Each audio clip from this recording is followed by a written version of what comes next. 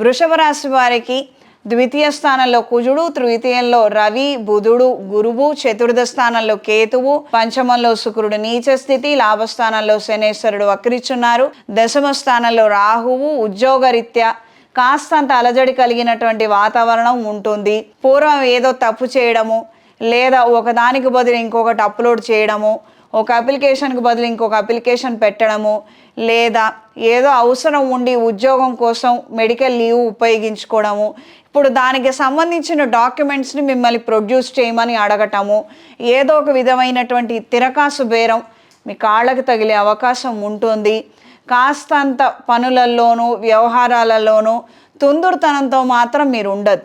మిమ్మల్ని కనిపెట్టుకొని ఉండేవాళ్ళు, మిమ్మల్ని ఇబ్బంది పెడదాం అనుకునేవాళ్ళు ఏటెళ్ళ కాలం అదే పనిగా అదే పనిలో ఉంటారు. ఈ విషయాన్ని మాత్రం ఎప్పుడూ మర్చిపోవద్దు.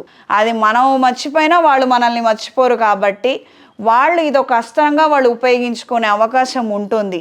కాబట్టి జాగ్రత్తలు అవసరం. ఈ వారం పరిహారం దుర్గాదేవి స్తోత్రపారాయణ ప్రతిరోజు చేసుకోవడము, శుక్రవారం రోజున, శనివారం రోజున విష్ణు స్తోత్ర పారాయణ, లక్ష్మీదేవి స్తోత్ర పారాయణ చదువుతూ చక్కగా మల్లె పువ్వులు, గులాబీలు, లక్ష్మీ తామర పువ్వులు సమర్పించడము. కొన్నన్నా సమర్పించండి. ఆరావళి కుంకుమ, సుమంగళి పసుపుతో అమ్మవారికి కుంకుమార్చన, పసుపుతో అర్చన చేయండి. పూజ అయిన తర్వాత ఈ బొట్టును అందరి ఇంట్లో వాళ్ళందరూ కూడా పెట్టుకోవచ్చు. దీనివలన మంచి ఫలితాలను పొందుతారు. ప్రత్యేకంగా ఈ శ్రావణ మాసంలో మహాలక్ష్మీదేవి హోమాన్ని మీ పేరు మీద జరిపించుకోగలరు. తద్వారా విశేషమైన ఫలితాలు సంప్రాప్తిస్తాయి. ఈ రాశిలో జన్మించిన స్త్రీలకు కొత్త ఉద్యోగ ప్రయత్నాలు కలిసి వస్తాయి. ఆరోగ్య విషయాలలో మంచి మార్పులు ఏర్పడతాయి.